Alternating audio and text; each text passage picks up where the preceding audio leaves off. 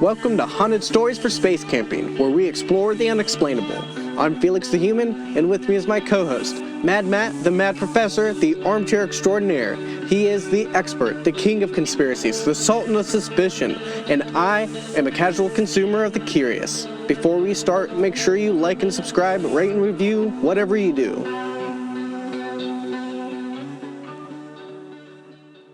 Live. Welcome.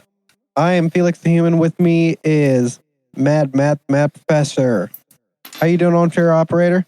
I am doing great, Felix. And yourself? I'm doing pretty good. I need to get closer to the mic. I'm bundled. Yeah, you could do that. Yeah. You do look comfy in your little basement area. Nice. It's nice. It keeps me toasty. It's like 45 degrees down here. Oh, that does sound warm. I got to dress accordingly.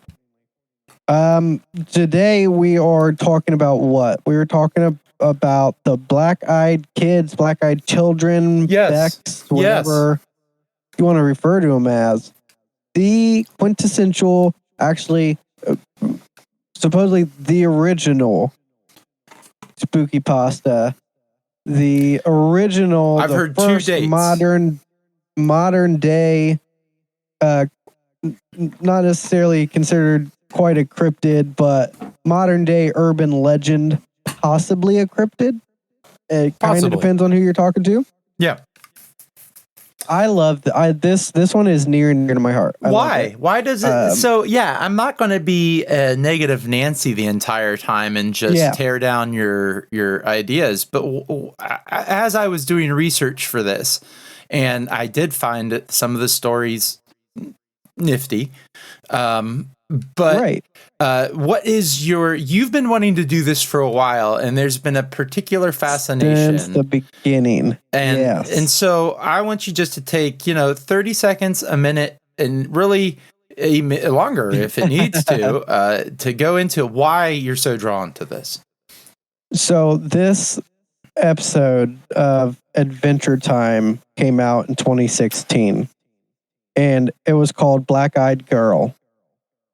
It was season 7, episode 19. Makes sense. And they have this thing going on where the character Starchy is doing a radio show.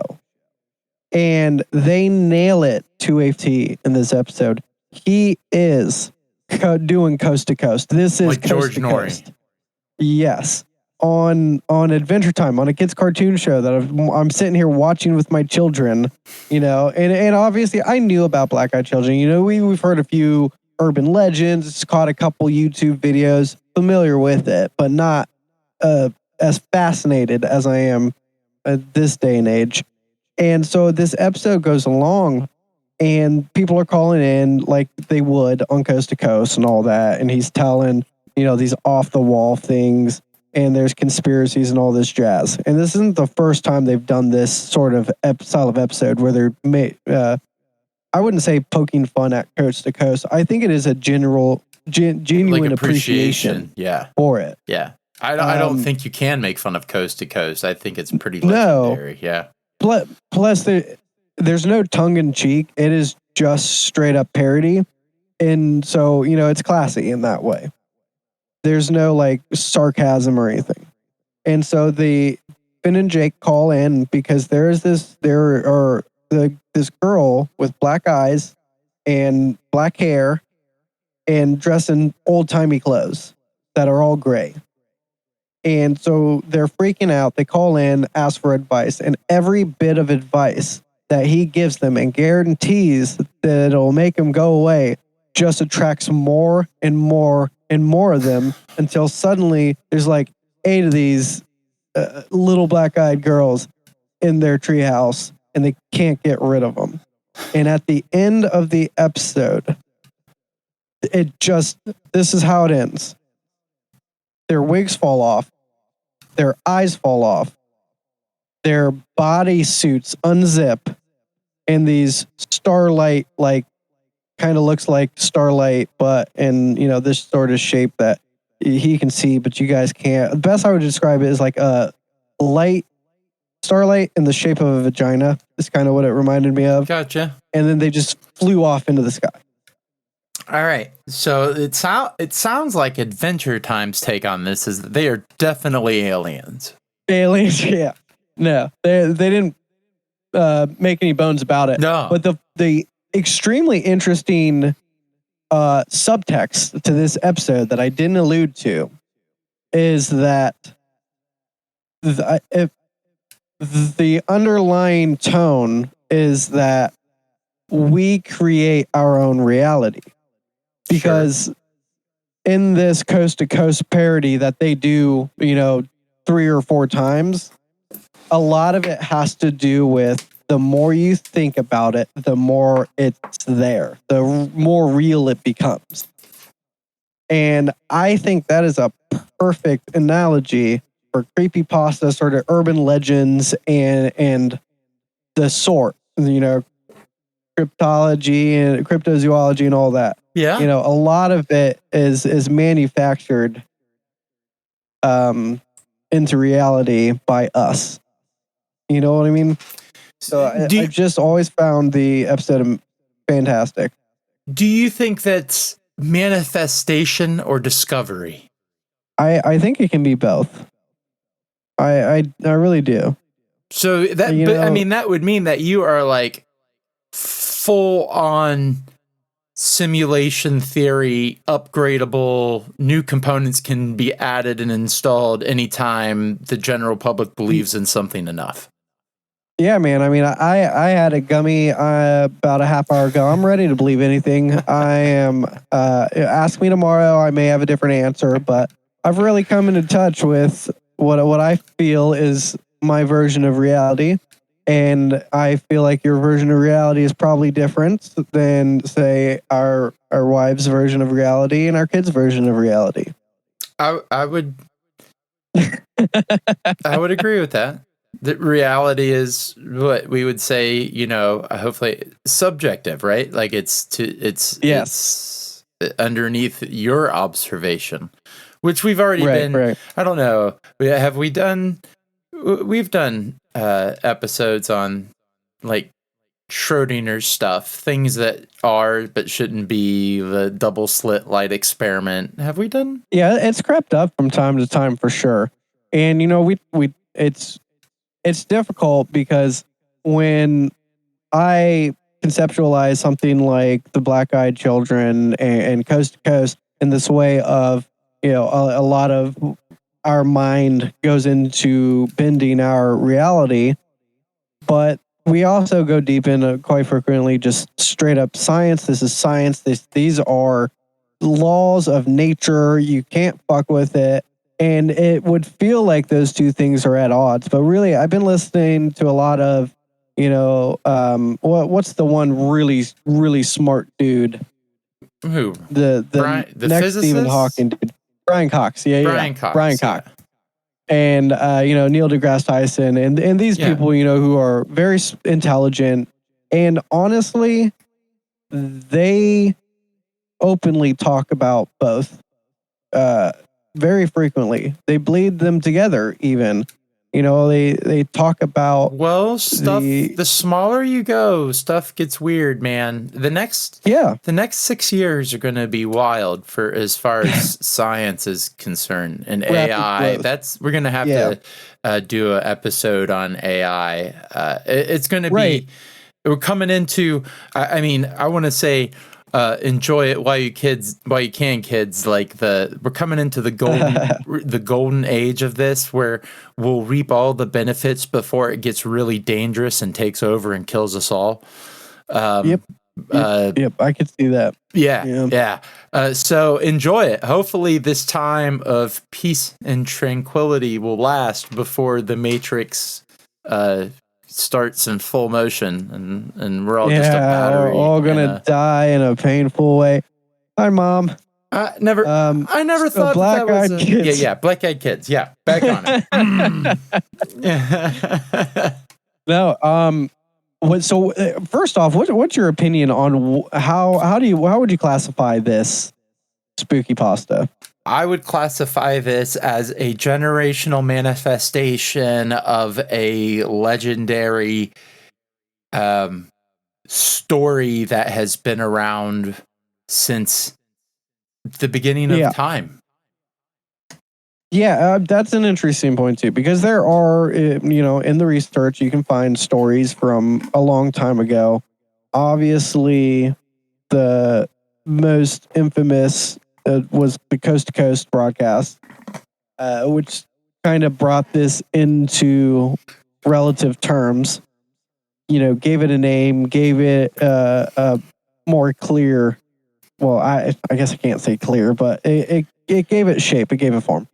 And it was also perfectly timed with the upcoming internet craze that was kicking the nation.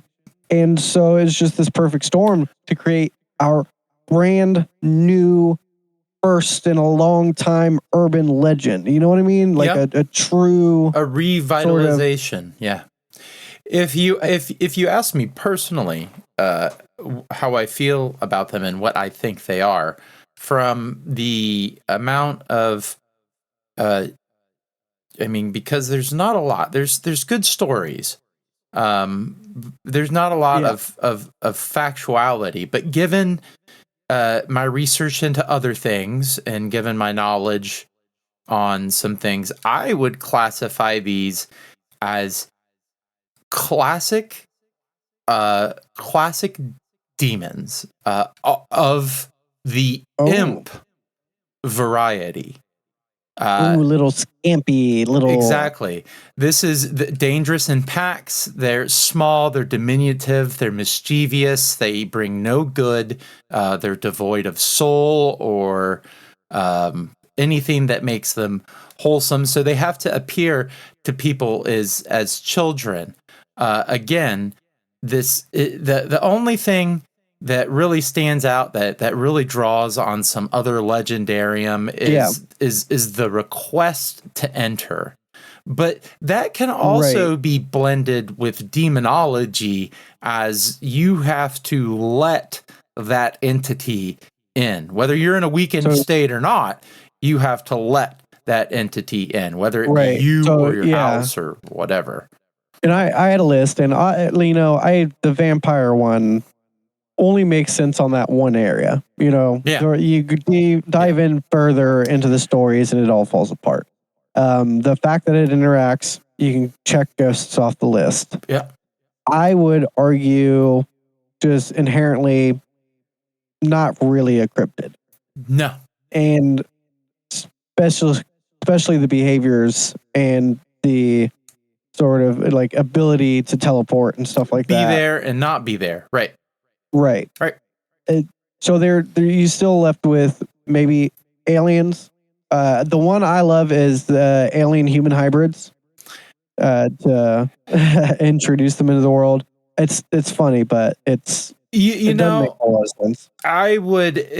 You're right. That's the other direction, and the only reason why I give that one so much weight. If I would have to weight it at percentage-wise, I would say in my mind it's probably about a 70-30 percentage that these being impish demons versus hybrid aliens.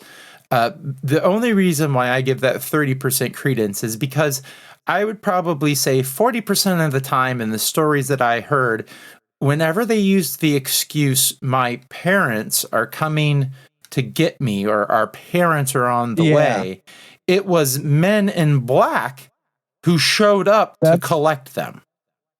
That's what I was going to get to there. The men in black potential, there for them to be agents of a certain organization. But the demons one I think is very interesting as well. I really, and I'll expand a little bit why I believe that is number one, because it seems that they are more mischievous and malicious than they are murderous or no matter what story is told about them, there's no tragic ending. There's just a weird vibe. I've been able to find 2. That I've heard of, and the only problem is it. Obviously it can't be confirmed whether it was this or not. So impossible to really know.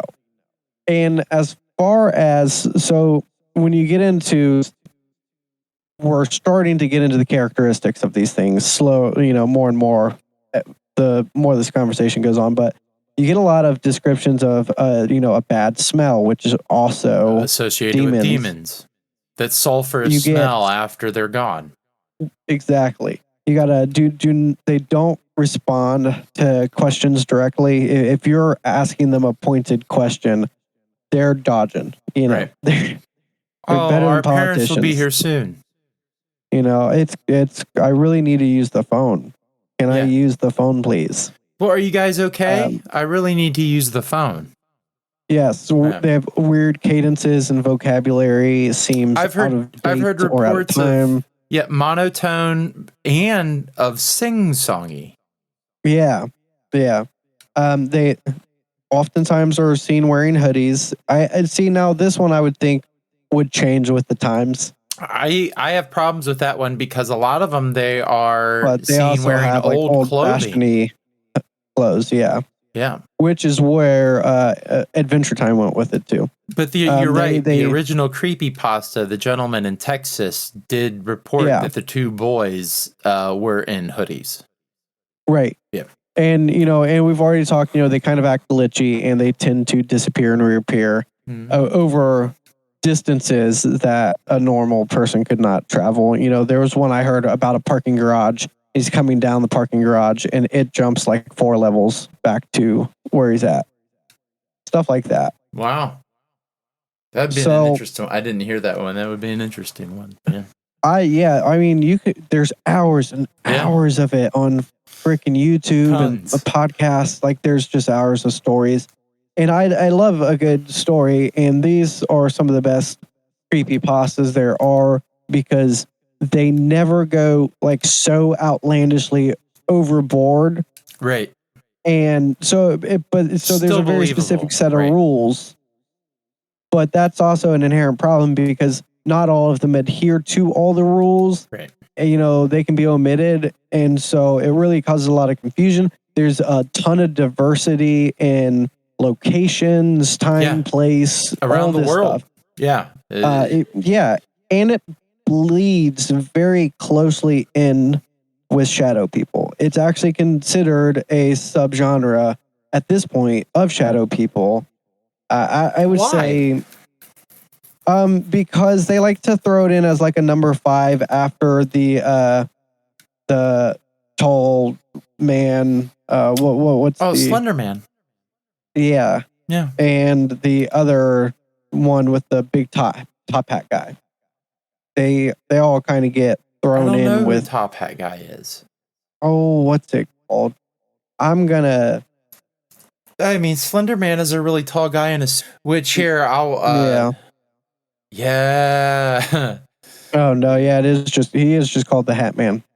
The Hat Man. Oh, here's a plug. Here's a free plug for this web series on YouTube. I don't these people don't owe me any money, but if you like Slender Man, go check out Marble Hornets. Go just type it into YouTube and check out Marble Hornets. You'll love it. I'm gonna watch it right now. You won't be. I think all of them together, it's almost an hour long. But they're like this. It was done when YouTube was young, 2009. A very found footage, and it has to do with Slender Man. It's very good. Well, it gets bad, but it's good in the beginning. Very creepy in the beginning. It has good beginnings. Did you say the Hat Man? Yeah. Put a little. You don't know the tall hat man? He's got a top hat in most of the stories. But yeah. So, anyways, these all kind of get lumped in with shadow people a lot now. Sleep paralysis. Hat Man sleep paralysis happens at night. Yeah, it's along those lines. Yeah, gotcha. Yeah. So I don't know. I think they're all going to get blended together, but that's my point. Is like it's too broad. The umbrella is too big. We're catching a lot. Under this. The Hat Man, Slender Man, Black-Eyed Children, they are much more physical to me than shadow people. Shadow people aren't right. I mean, shadow people. Plus, we've seen shadow people. Well, I'm saying shadow people is the shadow that looks like a person that hangs out in your door frame and then runs away once it realizes that you're looking at it. And then when you go around the door frame, there's nothing there. Like so. We're approaching the end. We've talked a lot, and after all of it, I have one lingering question. Gosh. So they kind of have these powers. You know, have you heard of the powers? I've heard of the powers. Powers to no end, but I've heard about people feel this urge to interact, to actually let them in. They want it's to. An uncontrollable urge. Reading their minds. They've said that they've got it. Yeah. So what do you think that is? Do you think mind control on the part of the Becks, or do you think it's hypnosis? No, neither. I think again, this just lends more credence to my theory. These are demons that are walking around, and demons are masters of insecurity. So the minute they can smell it, they know when you're uneasy about something, and they know who they are and what they're doing, and they know the creepiness, that the aura that they bring, especially when coming up on people like in a parking lot.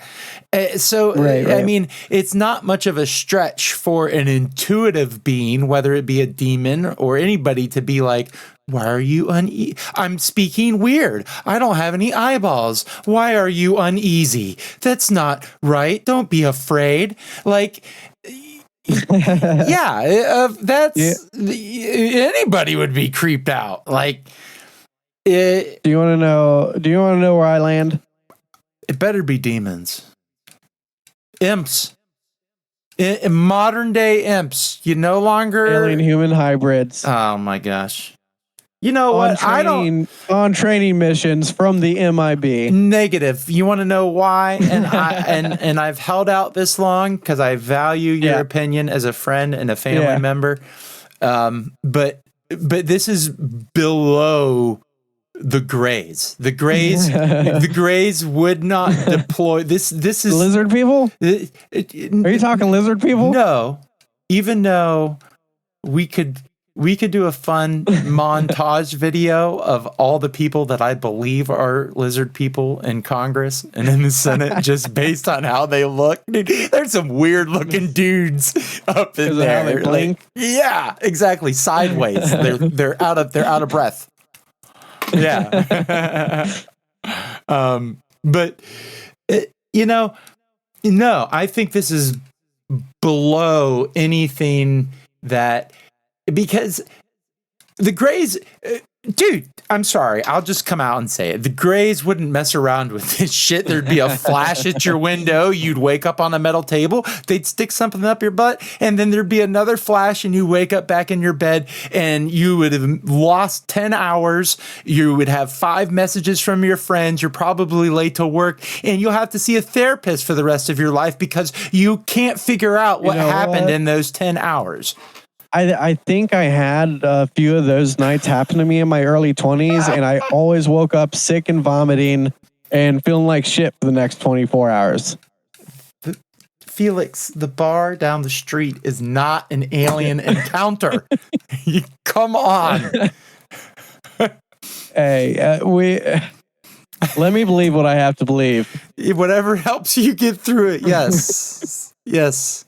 Absolutely. Well, as fun as Black-Eyed Kids are, and as much as I enjoy the stories, as much as I enjoy seeing it represented in pop culture, I don't have much stock in it. Yeah. Other than it's fascinating.